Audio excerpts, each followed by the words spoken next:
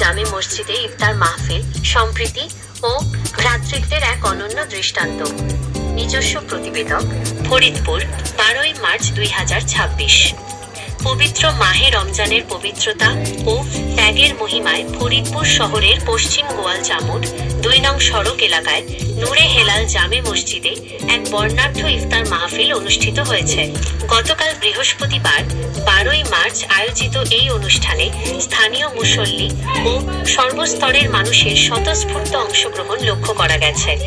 যৌথ আয়োজন ও ব্যতিক্রমী ব্যবস্থাপনা। নূরে হেলাল জামে মসজিদ কমিটির উদ্যোগে আয়োজিত এই ইফতার মাহফিলের বিশেষত্ব ছিল এর ব্যাপকতা। মসজিদের মূল প্রাঙ্গণে পুরুষদের জন্য বিশাল আয়োজনের পাশাপাশি আয়োজকদের নিজ বাড়িতে এলাকার মা বোনদের, নারীদের জন্য পৃথক ও পর্দা ঘেরা পরিবেশে ইফতারের বিশেষ ব্যবস্থা করা হয়। এর ফলে এলাকার পুরুষ ও নারী উভয়ই একই সময়ে এই পুণ্যময় কাজে শরিক হতে পেরেছেন। তৈরি হয়েছে সাম্প্রদায়িক সম্প্রীতি। ইফতারের আগে এলাকাটি এক মিলন মেলায় পরিণত হয়।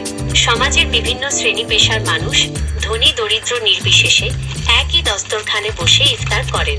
আয়োজকরা জানান, বর্তমানের ব্যস্ত সময় মানুষের মধ্যে দূরত্ব বাড়ছে, তাই এই ধরনের আয়োজনের মাধ্যমে এলাকার মানুষের মাঝে ভ্রাতৃত্ব, সম্প্রীতি ও ভালোবাসার বন্ধন আরও দৃঢ় হওয়াই তাদের মূল উদ্দেশ্য। ইবাদত ও বিশেষ মোনাজাত। সবাই একসঙ্গে ইফতার সম্পন্ন করার পর নূরে হেলাল জামে মসজিদে জামাতের সঙ্গে মাগরিবের নামাজ আদায় করেন। নামাজ শেষে মহান আল্লাহর দরবারে বিশেষ মোনাজাত পরিচালনা করা হয়। মোনাজাতে উপস্থিত মুসল্লিরা কান্নায় ভেঙে পড়েন এবং দেশ ও জাতির মঙ্গল ও সমৃদ্ধি কামনা করেন।